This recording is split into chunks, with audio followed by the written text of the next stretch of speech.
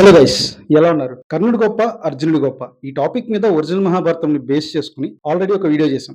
ఇది దానికి continuation part 2. మీలో ఎవరన్నా పార్ట్ 1 చూడకపోతే డిస్క్రిప్షన్ లో లింక్ ఉంది, అది కూడా చూసేయండి. ఇప్పుడు మనం మన టాపిక్ లోకి వెళ్ళిపోదాం. వెళ్ళే ముందు తెలుసు కదా, మన ఛానల్ ని సబ్స్క్రైబ్ చేసుకోండి. కాసేపు అర్జునుడు కర్ణుడు క్రికెటర్స్ అనుకుందాం. ఇద్దరికి ఒక 12 years టైం దొరికింది అనుకుందాం. అయితే ఈ గ్యాప్ లో నా క్రికెట్ వచ్చు కదా అని చెప్పి అర్జునుడిని ఎలా ఓడించాలి అనే ప్లాన్ చేసుకుంటూ ప్రాక్టీస్ చేయలేదు కర్ణుడు. కానీ అర్జునుడు అలా కాదు. ఆ 12 years టైం ని ప్రాపర్ గా యూటిలైజ్ చేసుకుని ఫుల్ ప్రాక్టీస్ అయ్యాడు. 13 ఏళ్ల తర్వాత ఇద్దరికి మ్యాచ్ జరిగింది. అర్జునుడు ప్రాక్టీస్ బాగా చేశాడు కాబట్టి మ్యాచ్ గెలిచాడు. కర్ణుడు నాకు ఆట వచ్చు కదా అని చెప్పి లైట్ తీసుకున్నాడు, ప్రాక్టీస్ చేయకుండా. సో ఓడిపోయాడు. ఇప్పుడు వీళ్ళిద్దరిలో ఎవరు గొప్ప ఆటగాళ్ళు అంటే మీరు ఏం చెప్తారు? మీ మైండ్ లో వచ్చిన ఆన్సరే ఈ కాన్సెప్ట్ కంక్లూజన్ కూడా. సరే, మహాభారతంలో జరిగిన వేరే వేరే ఇన్సిడెంట్స్ ని ఇప్పుడు చూద్దాం. పాండవులు జోసభలో ఓడిపోయిన తర్వాత 12 ఏళ్లు అరణ్యవాసం చేయాలి. 1 year అజ్ఞాతవాసం చేయాలి. ఈ అజ్ఞాతవాసంలో ఉన్నప్పుడు ఎవరన్నా వారిని కనిపెడితే అప్పుడు మళ్ళీ 12 years అరణ్యవాసం చేసి ఇంకొక 1 year అజ్ఞాతవాసం చేయాలి. అలా ఇదే సైకిల్ ని రిపీట్ చేయొచ్చు అని చెప్పి కౌరవులు అనుకున్నారు. కానీ అరణ్యవాసానికి వెళ్ళినా కూడా పాండవులు చాలా హ్యాపీగానే ఉన్నారు. ఎలాగైనా పాండవుల హ్యాపీనెస్ ని పాడు చేయాలని చెప్పేసి పాండవులు అడవిలో సాధ్యస్కం అనే యజ్ఞం చేస్తున్నప్పుడు దాన్ని పాడు చేద్దాం అని చెప్పేసి ఏవేవో ప్రయత్నాలు చేస్తున్నారు కౌరవులు. అయితే ఆ అరణ్యానికి చిత్రసేనుడు అనే గంధర్వుడు ఓనర్. పాండవులు పర్మిషన్ తీసుకున్నారు, కానీ కౌరవులు అక్కడ పర్మిషన్ లేకుండా గుడారాలు వేసుకున్నారని చెప్పేసి వాళ్ళని క్వశ్చన్ చేస్తాడు చిత్రసేనుడు. కౌరవులకి బై డిఫాల్ట్ కోపం ఎక్కువ కాబట్టి చిత్రసేనుడి మీద యుద్ధానికి వెళ్తారు. అప్పుడు కర్ణుడు నేనుండగా మహారాజు నీకంత కర్మే వచ్చింది మిత్రం అని చెప్పేసి ఫస్ట్ కర్ణుడు యుద్ధానికి వెళ్తాడు. కానీ గంధర్వులు కర్ణుడి సారథిని గుర్రాలని చంపేస్తారు. కర్ణుడు కూడా యుద్ధం చేయలేక ఆ పక్కన వికర్ణుడు రథం ఎక్కి పారిపోతాడు. అప్పుడు ఆ చిత్రసేనుడు దుర్యోధనుడు తీసుకుని వెళ్లిపోతాడు. అప్పుడు దుర్యోధన టీం మెంబర్స్ ధర్మరాజు దగ్గర రిక్వెస్ట్ చేస్తే భీముని అర్జున్ని వెళ్ళమని చెప్పి ధర్మరాజు పంపిస్తాడు. అర్జునుడు గంధర్వులతో యుద్ధం చేస్తున్నాడు. గంధర్వులు ఎంత ట్రై చేసినా సరే అర్జున్ని ఓడించలేకపోతున్నారు. ఇలా అయితే కష్టం అని చెప్పేసి గంధర్వుడు దుర్యోధనుని తీసుకుని తన ఎయిర్ క్రాఫ్ట్ లో ఎక్కించుకుని టేక్ ఆఫ్ అయిపోయాడు. వెంటనే అర్జునుడు ఆ ఎయిర్ క్రాఫ్ట్ చుట్టూ ఒక కేజ్ లాగా బాణాలతో ఫామ్ చేస్తాడు. అప్పుడు చిత్రసేనుడు చేసేదేమీ లేక తనకున్న స్పెషల్ పవర్ యూజ్ చేస్తాడు. అదే ఇన్విజిబుల్ పవర్. ఎక్కడున్నాడో కనిపించకుండా యుద్ధం చేస్తాడు. కానీ అర్జునుడికి శబ్దవేద అనే ఒక పవర్ఫుల్ ట్రిక్ తెలుసు. దానితో చిత్రసేనుని ఓడించి దుర్యోధనుని కూడా కాపాడతాడు. ఈ ఇన్సిడెంట్ అరణ్యవాసంలో ఉన్నప్పుడు జరిగింది. ఇప్పుడు కర్ణుడు గొప్ప, అర్జునుడు గొప్ప అని నేను మీకు చెప్పాల్సిన అవసరం లేదు కదా. నెక్స్ట్ వచ్చేసి అజ్ఞాతవాసం. అప్పుడు 12 ఏళ్ల అరణ్యవాసం అయిపోయిన తర్వాత 1 year అజ్ఞాతవాసం చేయాలన్నమాట. ఆ అజ్ఞాతవాసం అప్పుడు పాండవులు 5గురు కూడా ద్రౌపదితో కలిసి విరాట్ రాజు దగ్గర ఒక్కొక్కరు ఒక్కొక్క వర్క్ చేస్తూ మారు వేషాల్లో ఉంటారు. పాండవులు విరాట్ రాజు దగ్గరే ఉన్నారని చెప్పేసి కౌరవులకు తెలిసింది. అదెలా అంటే లాస్ట్ 1 year లో చాలా ఫాస్ట్ గా ప్రోగ్రెస్ అయిన రాజ్యాల్లో విరాట్ రాజ్యం టాప్ లో ఉంది. అంత స్పీడ్ గా ఒక రాజ్యం ఎదగాలి అంటే అందులో ఖచ్చితంగా పాండవులు లాంటి ఎక్స్పర్ట్స్ ఉంటారని చెప్పి గెస్ చేసి ఆ రాజ్యంలో గోవుల్ని తీసుకుని వెళ్తున్నట్టు రెచ్చగొట్టి యుద్ధానికి పిలిచి పాండవుల ఐడెంటిటీని బయట పెడదాం అనేది కౌరవుల ప్లాన్. అనుకున్నట్టే ఎగ్జిక్యూట్ చేశారు. అర్జునుడు బృహన్నల వేషం నుండి అర్జునుడిగా మారాడు. యుద్ధానికి వచ్చాడు. ఆల్రెడీ ఆ రోజుతో 1 year కంప్లీట్ అయిపోయింది కదా అని చెప్పేసి అర్జునుడు అలా చేశాడు. సారథిగా విరాట్ రాజు కొడుకు ఉత్తర కుమారుడు వచ్చాడు. ఎదురుగా కౌరవ సేన అలాగే కర్ణుడు కూడా ఉన్నారు. కర్ణుడి తమ్ముడు సంగ్రామజిత్తు కూడా ఉన్నాడు. ఈ సంగ్రామజిత్తుని అర్జునుడు చంపేస్తాడు. అప్పుడు కర్ణుడికి ఇంకా కోపం ఆగగా చాలా కోపంగా చాలా బాగా కూడా యుద్ధం చేస్తాడు. అర్జునుడు ఇంకా పవర్ఫుల్ గా యుద్ధం చేస్తాడు. అప్పుడు అర్జునుడు వేసిన బాణాలు కర్ణుడికి చాలా దిగిపోతాయి. కర్ణుడు ఒళ్ళంతా రక్తం. ఇంకా చేసేదేమి లేక యుద్ధరంగం నుండి పారిపోయాడు కర్ణుడు. అప్పుడే అశ్వత్థామ, కృపాచార్యుడు, గురు ద్రోణుడు కూడా అర్జునుడి చేతిలో ఓడిపోయారు. ఇప్పుడు అశ్వత్థామ కూడా ఆ యుద్ధం నుండి పారిపోయాడు. కానీ కొంతసేపటికి మళ్ళీ కర్ణుడు వచ్చాడు. మళ్ళీ అర్జునుడు కర్ణుడి మీద విజృంభిస్తాడు. ఈసారి కర్ణుడు కవచాలు ఊడిపోయేట్టుగా అర్జునుడు బాణాలు వేస్తాడు. అప్పుడు ఆ నొప్పిని ఆ బాధని భరించలేక వెన్ను చూపించి పారిపోయాడు కర్ణుడు. అక్కడితో యుద్ధం అవ్వలేదు.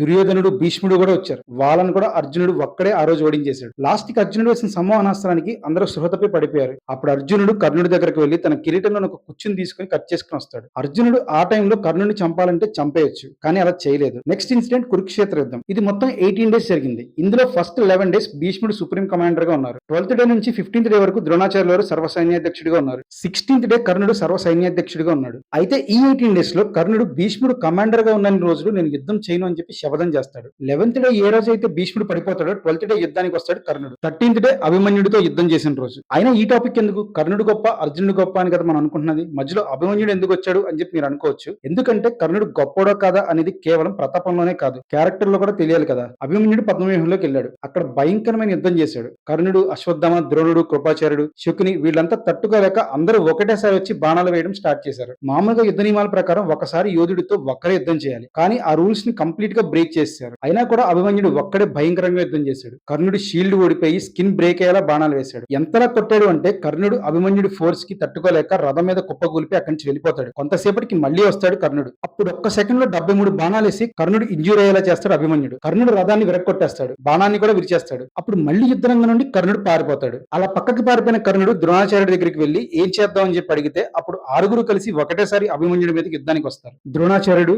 కర్ణుడు, బృహద్బలుడు, అశ్వత్థామ, కృపాచార్యుడు, కృతవర్మ ఈ 6గురు కలిసి అభిమన్యుడితో యుద్ధం చేస్తారు. కానీ అభిమన్యుడిని ఏం చేయలేకపోయారు. అప్పుడు వాళ్ళకి అర్థమైంది ఏంటంటే అభిమన్యుడి చేతిలో చేతిలో ఆ ధనస్సు ఉన్నంత వరకు అభిమన్యుని ఎవరు ఏం చేయలేరని అర్థమైంది. ఎలాగైనా ఆ ధనస్సుని విరక్కొట్టాలి అని చెప్పి డిసైడ్ అవుతారు. ఇప్పుడు మీరు ఇక్కడ చాలా క్లియర్ గా వినండి కర్ణుడు ఏం చేస్తాడు. కర్ణుడు దొంగచాటుగా వెనక నుండి వెళ్లి అభిమన్యుడు ధనస్సు విరిగేలా బాణం వేస్తాడు. అలా అభిమన్యుడిని 6 కలిసి చంపేస్తారు. ఈ అభిమన్యుడి యుద్ధం అనేది చాలా క్రేజీగా ఉంటుంది. సపరేట్ గా దానికోసం ఒక డెడికేటెడ్ వీడియో చేస్తాను. ఇదంతా 13th లో జరిగింది కదా. ఆ నెక్స్ట్ 14th డే రోజున ఒకే రోజు 3 సార్లు కర్ణుడు భీముడి చేతిలో ఓడిపోయి యుద్ధం నుండి పారిపోతాడు. రెండోసారి కౌరవుల్ని దుర్యోధనుడు తీసుకుని వస్తాడు. వాళ్ళను కూడా భీముడు చంపేస్తాడు. అప్పుడు మళ్ళీ కర్ణుడు దుర్యోధనుడు ఇద్దరు కలిసి పారిపోతారు. కర్ణుడు మళ్ళీ వస్తాడు. మళ్ళీ కర్ణుడు ఈసారి వృషసేనుని రథం ఎక్కి పారిపోతాడు. నెక్స్ట్ మళ్ళీ అశ్వత్థామని తీసుకుని వస్తాడు కర్ణుడు. ఇద్దరు కలిసి బాగానే యుద్ధం చేస్తారు. ఈసారి భీముడు రథాన్ని ఆయుధాలను విరక్కొట్టేస్తే భీముడు అక్కడి నుంచి పారిపోయి ఏనుగుల మృతదేహాల మధ్యలో దాక్కుని కర్ణుడు అశ్వత్థామ అక్కడ రాగానే ఆ ఏనుగులు డెడ్ బాడీస్ ని తీసుకుని భీముడు విసిరి కొడుతూ ఉంటాడు వీళ్ళిద్దరి మీద. అప్పుడు కర్ణుడు ఒరే తిండిపోతా నీతో నాకు యుద్ధమా వెళ్ళి బాగా తినరా అని చెప్పి హేళన చేస్తాడు. ఆ మాటలకి భీముడికి పిచ్చ కోపం వచ్చింది. కర్ణుడి దగ్గరికి వస్తాడు.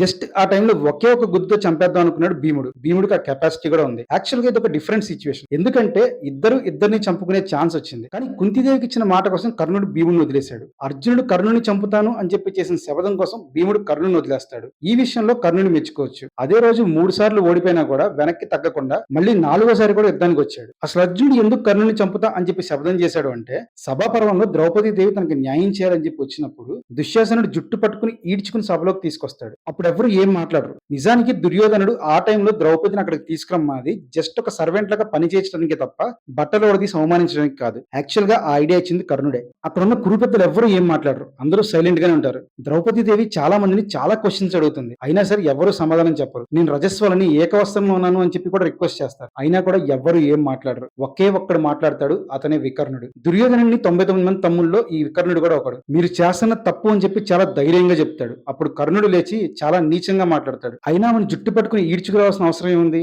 ఆమె ఒక బందకి జాలురాలు అంటే 10 మందితో తిరిగే స్త్రీ, 5 భర్తలతో కాపురం చేసే ఈ స్త్రీ. ఇలాంటి దాన్ని నగ్నంగా ఈడ్చుకొచ్చి సభలో పడేసినా తప్పేం లేదని చెప్పి కర్ణుడు అంటాడు. ఆ మాటకి దుర్యోధనుడు ట్రిగ్గర్ అయ్యి పాండవుల 5గురికి ఇంకా ద్రౌపదికి బట్టలు తీసామని చెప్పి కమెంట్ చేస్తాడు. ఇప్పుడు ఇదంతా ఆఫ్ టాపిక్ గానీ ఆ టైంలో కర్ణుడు అలా అనడం మాత్రం చాలా పెద్ద తప్పు కదా. అందుకే అర్జునుడు అప్పుడు కర్ణుడిని చంపుతా అని చెప్పి ప్రతిజ్ఞ చేస్తాడు. 17th డే కర్ణుడికి అర్జునుడికి డైరెక్ట్ గా వారు జరుగుతుంది. ఇద్దరు బేకరి యుద్ధం చేసుకుంటారు. కర్ణుడు అస్త్రాలు మర్చిపోయాడని చెప్పేసి అంటారు కదా, అదంతా నిజం కాదు. కర్ణుడు ఆ రోజు లెక్కలేని దివ్యాస్త్రాన్ని ప్రయోగించాడు అర్జునుడి మీద. ఆఖరికి పరశురాముడు ఇచ్చిన భార్గవస్త్రాన్ని కూడా కర్ణుడు అర్జునుడి మీద ప్రయోగిస్తాడు. అది చాలా పవర్ఫుల్. అప్పుడు దాన్ని అర్జునుడు బ్రహ్మాస్త్రంతో స్మాష్ చేస్తాడు. ఆ రోజు చాలా పవర్ఫుల్ యుద్ధం జరిగింది. టగ్ ఆఫ్ వార్ లో యుద్ధం జరుగుతుంది. ఆ ఒక్క టాపిక్ కి ఒక సపరేట్ వీడియో చేసేంత క్రేజీగా ఉంటుంది. లాస్ట్ లో కర్ణుడు రథచక్రం భూమిలో కూరుకుపోయింది. అయినా కూడా కర్ణుడు భూమి మీద నుంచి చాలా సేపు యుద్ధం చేస్తాడు. మీ అందరికీ డౌట్ రావచ్చు, కర్ణుడు నేల మీద నుంచి యుద్ధం చేస్తున్నప్పుడు అర్జునుడు అలా చంపడం తప్పు కదా, అది అధర్మం కదా అని చెప్పేసి. నిజానికి కర్ణుడికి ఒక శాపం వల్ల తన రథచక్రం అలా దిగిపోతుంది. ఆ రోజు కర్ణుడు 4-5 సార్లు వేరే వేరే రథాలు మారుతాడు. అయినా ప్రతి రథచక్రం అలాగే దిగిపోద్ది. అయినా సరే కర్ణుడు భూమి మీద నుంచి యుద్ధం చేస్తూ ఉంటాడు. కొంతసేపు తర్వాత అర్జునుడు కర్ణుడిని చంపేస్తాడు. సో ఫ్రెండ్స్, అర్జునుడు కర్ణుడు ఇద్దరిలో ఎవరు గొప్ప అంటే పరాక్రమం వైజ్ చూసుకుంటే ఎవరికి ఉండే ఎబిలిటీస్ వారికి ఉన్నాయి. సో ఎవరు గొప్ప అనేది చెప్పడం కొంచెం కష్టమే. కానీ క్యారెక్టర్ వైజ్ చూస్తే మాత్రం కర్ణుడు చాలా తప్పులు డైరెక్ట్ గా చేశాడు. కర్ణుడు లాంటి యోధుడు పక్కన ఉండడం వల్ల దుర్యోధనుడు ఇంకా చాలా పెద్ద తప్పులు చేశాడు. కానీ కర్ణుడు అంటే మనందరికీ ఎందుకు అంత అభిమానం అంటే మనిషి తనంతట తను ఏది నేర్చుకోలేదు. సొసైటీ కొంత, అమ్మ కొంత, నాన్న కొంత, ఫ్రెండ్స్ టీచర్స్ కొంత, ఇలా అందరి నుండి నేర్చుకుంటూ వచ్చాడు. నేర్చుకోవడం అంటే ఏంటి?